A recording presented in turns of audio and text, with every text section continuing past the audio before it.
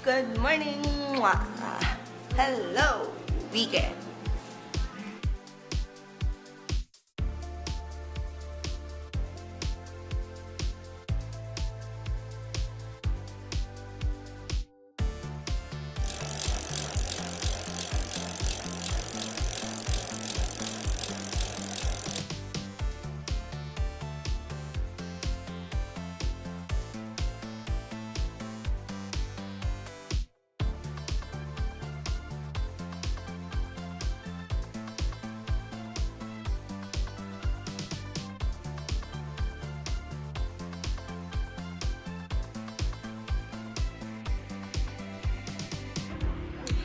So, it's Saturday, tapos na ako maglaba. Kalahati lang pala kasi yung pinabad ko muna yung mga puti. Tapos, hindi tuloy yung labas namin ng rekta kasi wala sila eh. So, anyway, andito ako sa room, tambay lang habang yung kapatid ko ay sila sumasyat sa baba. Nakakapagod, para nakakainip nakakapagod, nakakatamad na maglabas.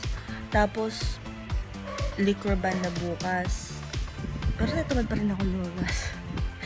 So anyway, I just want to say hi. I hope you guys are having a great Saturday night, and I'll talk to you later. Bye.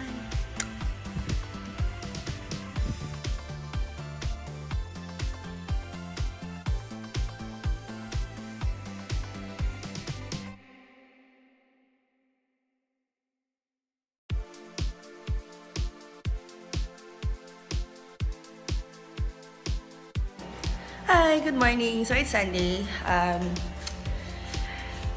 Ngayon ko lang na-realize na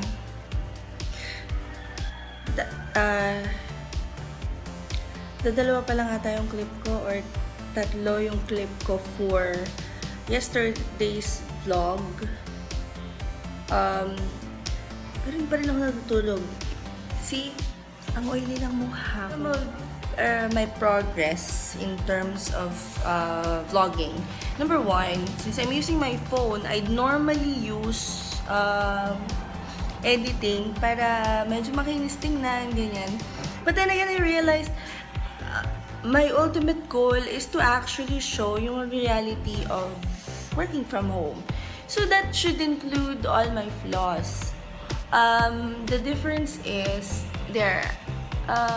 ang dami kong, siguro dadat na ako kasi ang dami kong pimples. My skin is always oily. My pimple marks has always been a challenge for me. And normally, I would put makeup on before bago ako kumarap sa tao. Yeah, this is me without makeup, without filter, and